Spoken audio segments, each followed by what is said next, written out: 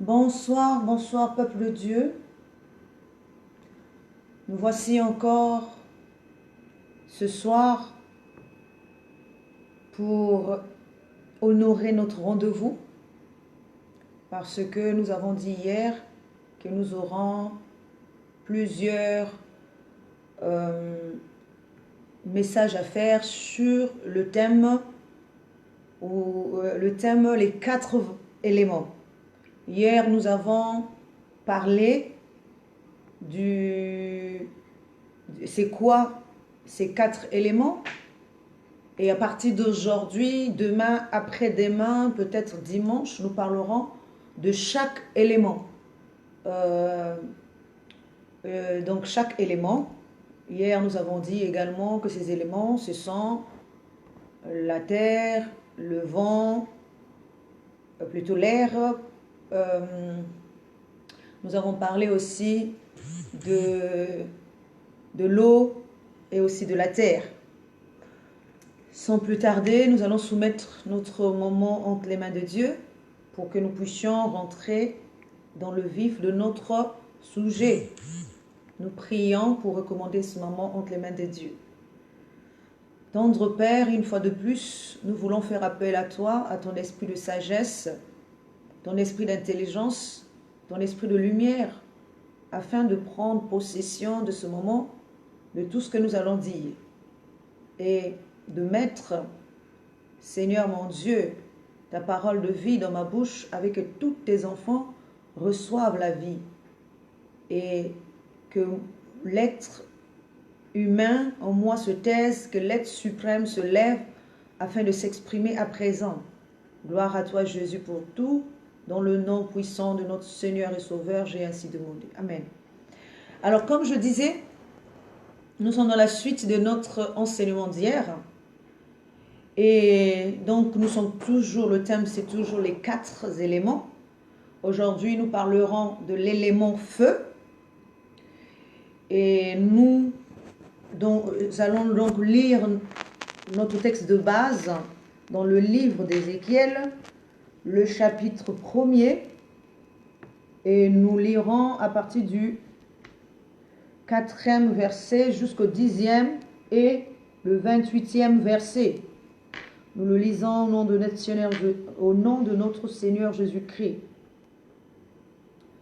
Je regardais et voici, il vint du septentrion un vent impétueux, une grosse nuée et une gerbe de feu, qui répandait de tous côtés une lumière éclatante, au centre de laquelle brillait comme de l'airain poli, sortant du milieu du feu.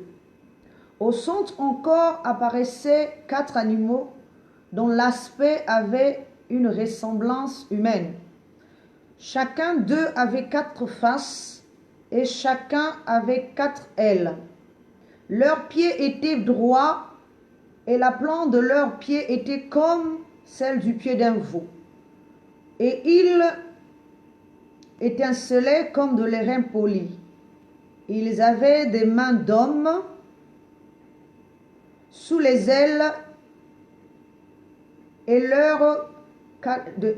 les mains d'hommes sous les ailes de leurs 4 côtés. Et ils avaient des mains d'hommes sous les ailes à leurs 4 côtés, et tous les 4 avaient leurs faces et leurs ailes. Leurs ailes étaient jointes l'une à l'autre, et ils ne se tournaient point en marchant, mais chacun marchait droit devant soi.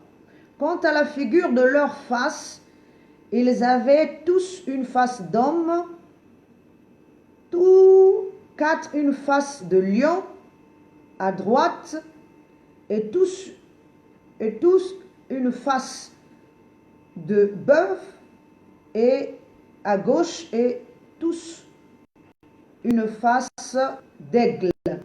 Alléluia. Alors, c'est un peu complexe ce texte, qui m'a semblé trop compliqué.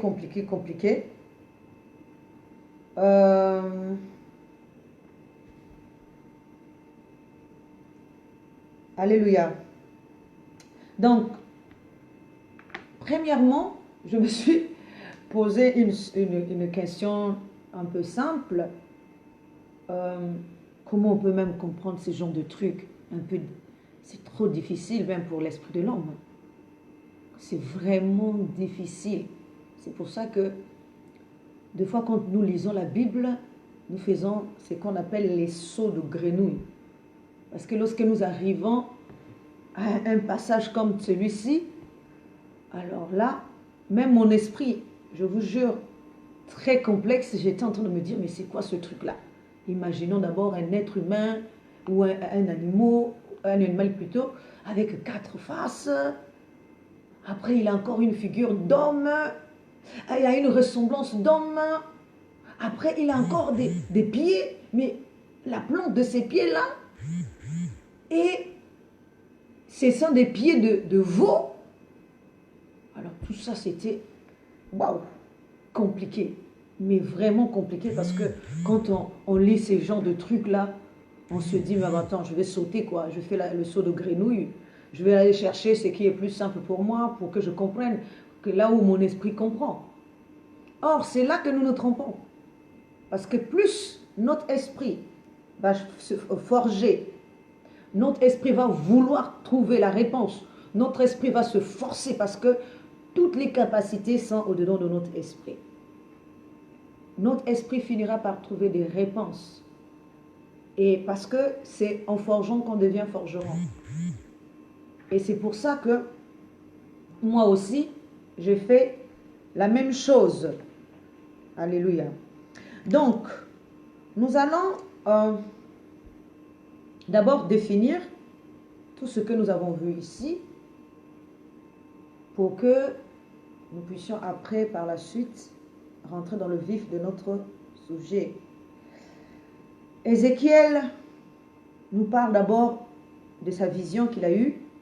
Et dans cette vision, il a vu un vent impétueux, une grosse nuée, une germe de feu. Ensuite, il a vu une lumière qui enveloppait un airain poli. Ce qui nous représente ici à peu près les 4 éléments et les 4 dimensions de l'homme. Je l'ai déjà dit. Donc, Ézéchiel a eu la même vision. Il a vu Dieu dans ces 4 dimensions. Parce que pour comprendre, pour être un bon divin, il faut que tu aies la maîtrise de ces 4 dimensions. C'est pour ça que Ézéchiel va avoir cette vision, parce que c'est dans cette vision qu'il comprendra la face. Ah, j'ai oublié, nous devons lire aussi le 28e verset pour que nous puissions comprendre. Donc dans le 28e verset, il nous dit, tel l'aspect de l'arc qui est dans la nue en un jour de pluie. Ainsi était l'aspect de cette lumière éclatante qui l'entourait. C'était une image de la gloire de l'Éternel. À cette vue, je tombais sur ma face et j'entendis la voix de quelqu'un qui parlait. Alors donc nous voyons que tout ce récit-là, si vous commencez même par parce que comme on a beaucoup de choses à dire, je ne peux pas lire tout le chapitre, mais si vous commencez par le premier verset jusqu'au dernier verset, vous allez comprendre qu'il y a des trucs invraisemblables là-dedans. C'est même incroyable. Dans un sens physique, ça ne peut pas être possible. Nous allons d'abord voir, avant que nous puissions définir tout ça, dans le sens spirituel, nous allons voir déjà, imaginer un animal qui a 4 côtés, et ensuite, donc il a d'abord 4 côtés, et ensuite 4 faces. Ça fait comme si c'était quelqu'un qui est carré. Donc, vous voyez, quelqu'un qui est carré, il a un côté avec une face, un côté avec une face, devant aussi avec une face, derrière aussi. C'est comme si nous étions un carré, quoi. Mais effectivement, dans un sens spirituel, c'est ça, les dimensions de Dieu. Les dimensions de Dieu sont comme un carré, mais il faut voir Parce que nous devons savoir qu'il n'y a rien de hasard dans le monde. C'est pour ça que même les mathématiques sont aussi un langage. La science aussi est un langage. Donc nous voyons que même le carré là nous définissent un peu tous les mathématiques, les trucs mathématiques là aussi nous définissent un peu le triangle, le carré. Là nous voyons Dieu sous forme de carré, alors que nous pouvons voir aussi Dieu sous forme de rectangulaire, c'est-à-dire tridimensionnel. Donc en forme de rectangulaire ou encore de pyramide. Nous pouvons voir Dieu d'une partie longue et une partie un peu moins, large. Bref, tout ça c'est juste des parenthèses. Donc pour revenir à ce que j'étais en train de dire, nous voyons d'abord le premier côté de Dieu qui apparaît, la première vision qui apparaît chez Ézéchiel. Ézéchiel voit un vent impétueux. Et ce vent vient d'où? Ce vent vient du septentrion, c'est-à-dire du nord. Parce que nous avons le septentrion et puis le sud. Et qui est aussi le midi. Donc nous voyons que c'est-à-dire le côté haut, le côté supérieur. Parce que le côté inférieur, c'est le côté bas. C'est comme lorsqu'on parle de la hauteur et de la bassesse. Donc ce qui vient de haut. Donc nous voyons que ça vient du septentrion, de la hauteur. Nous voyons qu'il y a un vent impétueux. Il y a aussi une grosse nuée. Or, la nuée apporte souvent l'eau, puisque la nuée c'est un nuage. Donc nous voyons que l'eau vient sous forme d'une nuée, donc d'un nuage, un énorme nuage. Et nous voyons également qu'il y a une germe de feu. Donc Dieu déjà dans ces tridimensions. Et ensuite, là nous voyons maintenant, pour l'autre partie qui est représentée par la terre, nous voyons cela sous forme d'une lumière éclatante, mais dans cette lumière, il y a un airain poli. Donc c'est comme un corps qui est enveloppé d'une lumière. Donc ce corps-là est un corps épuré par le feu. Parce qu'il nous est dit que l'airain poli sortait du milieu du feu. Il était qui brillait comme de l'airain sortant du milieu du feu. Donc, vous voyez un corps préparé, qui brille, qui est dans un corps dans un autre corps. C'est comme un corps terrestre ou encore le corps de l'épouse enveloppé dans un corps de gloire. Or, nous voyons un peu cette image aussi lorsque on nous parle de cette femme qui est enveloppée d'un soleil. C'est que si elle est enveloppée d'un soleil, c'est que son corps a été préparé et elle a épousé Dieu. Donc ça fait deux en un.